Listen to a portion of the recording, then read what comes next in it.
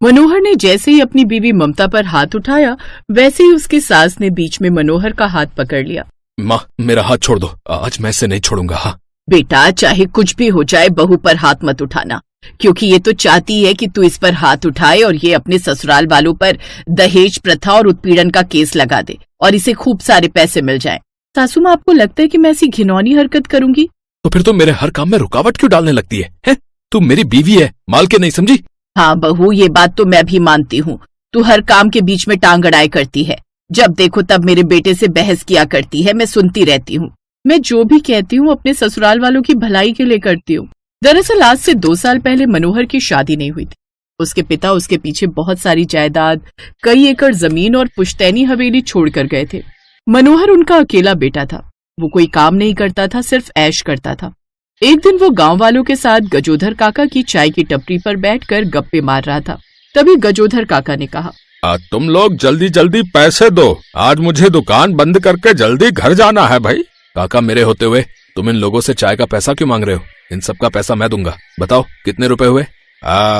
तुम सबके चाय और पकौड़े मिलकर टोटल जो है 100 रुपया हो गया। तभी वहाँ पर बैठा एक आदमी बोला, अरे चाचा, अभी तक तो चाय 5 की मिलती थी, अचानक 10 रुपए कर दिए। भाई साहब, देख रहे हो महंगाई कितनी बढ़ रही है? तो मुझे भी चाय का दाम बढ़ाना ही पड़ेगा ना। अरे तो अचानक बढ़ा दोगे क्या? देखो, तुम लोगों को पैसे देने हैं तो दो, वरना चुपचाप घर जाओ। मैं तुम लोगों के माँ बाप से पैसे वसूल कर लूंगा। अरे ओ काका, हमको छोटा मोटा आदमी समझ रखा है क्या?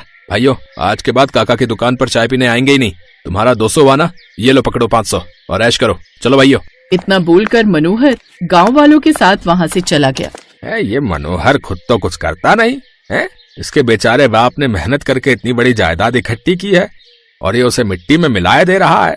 इसकी माँ से बात करनी ही पड़ेगी, वरना गांव वाले इसे लूटते ही रहेंगे। अगले दिन काका ने अपनी दुकान पर मनोहर की माँ को अकेले में मिलने के लिए बुलाया।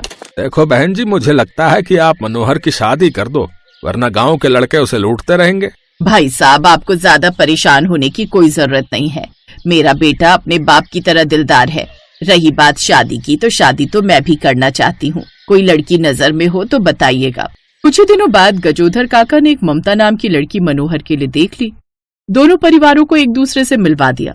कुछ ही महीनों में मनोहर और ममता की शादी हो गई। सुहाग रात वाली रात दोनों आपस में बातें कर रहे थे। ममता, तुम्हें जितनी महंगी से महंगी साड़ियाँ खरीदनी है ना, सब खरीद लो। गाँव वालों को लगना चाहिए कि तुम मनोहर की बीवी हो। बीवी बारात में पूरे गांव के लोग गए थे। मुंह दिखाई में भी सभी औरतें आई थी, तो गांव वाले तो जान ही गए कि मैं आपकी बीवी हूँ। महंगी साड़ी पहनने से क्या हो जाएगा? देखो, तुम मुझसे ज्यादा बहस मत करो, जितना कह रहा हूँ उतना। इतने में मनोहर के पास गांव के एक दोस्त का फोन आ गया। भाई मनोहर, हम लोग जरा भोपाल तक घूमने आए थे। रास्ते में हाईवे पर हमारी गाड़ी खराब हो गई, पेट्रोल भी खत्म हो गया। तुम 10,000 रुपए भेज दो यार, मैं तुम्हें 1 महीने बाद लौटा दूंगा। मनोहर ने फोन स्पीकर पर डाल रखा था, इसलिए ममता भी सब कुछ सुन रही थी। अरे तू फिक्र मत कर, 10 क्या, मैं तुझे 20,000 भेजता हूँ ऑनलाइन, रुक। इससे पहले कि ममता उसे रोक पाती, मनोहर ने उसे पैसे भेज दिए। फोन कटने के बाद, देखिए आप इस तरीके से बेफिजूल पैसा खर्च मत किया कीजिए। मुझे इसकी आवाज से ही लग रहा था कि वो कहीं नहीं फंसा हुआ है। ये लोग कहीं पार्टी करने का प्लान बना रहे होंगे, लेकिन पैसे नहीं होंगे, इसलिए इतनी बड़ी कहानी बना दी। देखो ममता, आज हमारी सुहागरात है, इसलिए मैं तुमसे ना कुछ कहना नहीं चाहता। मेरी जिंदगी, मेरे दोस्त, मेरे पैसे, मेरा जो मन करेगा वो करूंगा। मनोहर के पास एक बहुत ही महंगी बाइक थी। अगली सुबह नाश्ते के वक्त उसके गांव का वही दोस्त उनके घर आ टपका। क्या बात है, आप लोग नाश्ता कर रहे हैं? भाभी जी नमस्ते, माँ जी नमस्ते। नमस्ते नमस्ते। तुम्हारी आवाज सुनकर लग रहा है कि तुम मनोहर के वही दोस्त हो जिसने कल रात को फोन किया था। तुम लोग तो हाईवे पर फंसे हुए थे ना, इतनी जल्दी वापस भी आ गए? क्या बात है मनोहर भाई, भाभी जी तो 1 नंबर की जासूस है। बहू, तू चुपचाप बैठकर नाश्ता कर, दोस्तों के बीच में बोलने की कोई जरूरत नहीं है।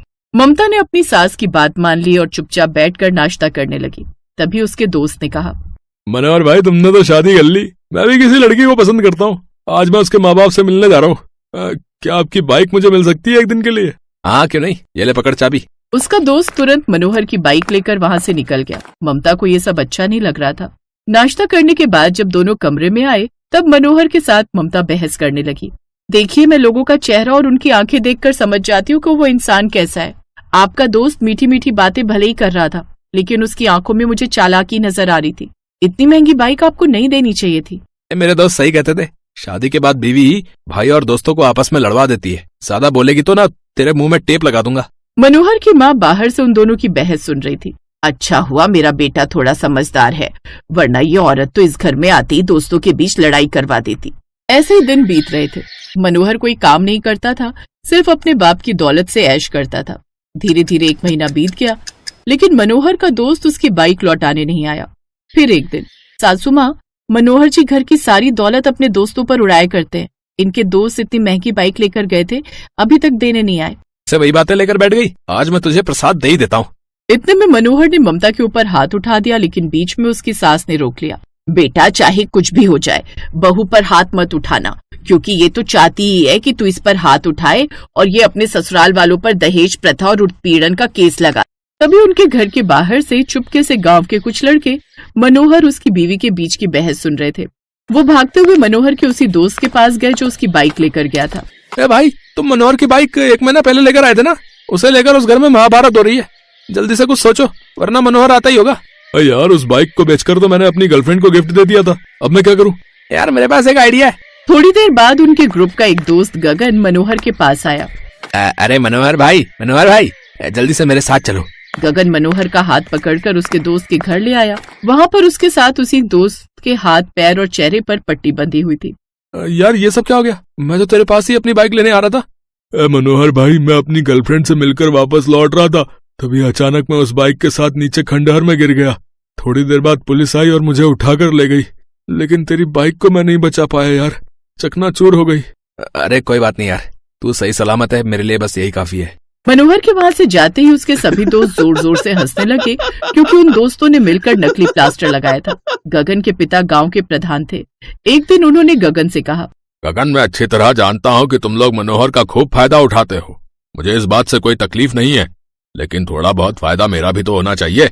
मैंने उसके बाप की खूब मदद की थी। आपके लिए मैं क्या कर सकता हूँ पापा? मैं चाहता हूँ कि उसकी सारी जमीन और हवेली मेरे नाम पर हो जाए। लेकिन पापा, ये कैसे हो सकता है? अपने कान इधर ला, मैं तुझे एक प्लान समझाता हूँ। प्रधान ने अपने बेटे के कान में कोई प्लान बता दिया। अगले ही दिन गगन मनोहर से अकेले में अपने खेतों के किनारे मिला। क्या बात है गगन? यार, मैं अपनी पसंद की लड़की से शादी करना चाहता हूँ और खुद के दम पर ना कुछ काम करना चाहता हूँ। ये बात जब मैंने अपने पिता को बताई तो उन्होंने मुझे घर से बेदखल कर दिया यार। अब बताओ मैं क्या करूँ? कोई बात नहीं यार, तुम्हारे घर में रुक जा। भाई, मैंने तुमसे सीखा है कि अपने स्वाभिमान की रक्षा कैसे की जाती है। अब मैं अपने घर तभी वापस जाऊंगा जब अपने दम पर कुछ करके दिखा दूंगा। मैं खुद का पेट्रोल पंप खोलना चाहता हूँ, जिसके लिए मुझे लोन चाहिए। अगर तू अपनी जायदाद के पेपर मुझे दे दे तो उन पर मुझे लोन मिल जाएगा। उनकी बातें ममता ने सुन ली। रात में मनोहर जबरदस्ती करके जायदाद के कागज गगन को दे आया।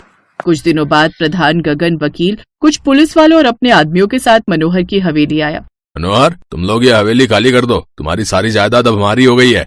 प्रधान जी, ये क्या कह रहे हो आप? गगन, ये सब क्या है? यार, तुम इतने भोले हो कि अपनी जायदाद के असली कागजात मुझे दे दिए। वकील साहब ने अपना थोड़ा दिमाग लगाया और तुम्हारी सारी जायदाद हमारी हो गई। वकील साहब, आप तो कानून के रक्षक हैं ना, आप असली नकली कागजों में फर्क भी नहीं कर पाए। इस हवेली के असली कागजात ये रहे मेरे पास। गगन, उस दिन मैंने तुम लोगों की बातें सुन ली थी। मैं तुरंत घर आई, लैपटॉप में जल्दी से नकली कागजात तैयार करके उसका कलर प्रिंट आउट असली कागजों की जगह रख दिया, और असली कागज मैंने अपने पास छुपा कर रख लिए थे। प्रधान जी, आपने फिजूल में मेरा समय बर्बाद किया। अब धोखाधड़ी के आरोप में तुम और तुम्हारा बेटा जेल जाएंगे। हवलदार, गिरफ्तार कर लो दोनों को। वकील डर कर वहाँ से भाग गया। पुलिस गगन और प्रधान को गिरफ्तार करके ले गई।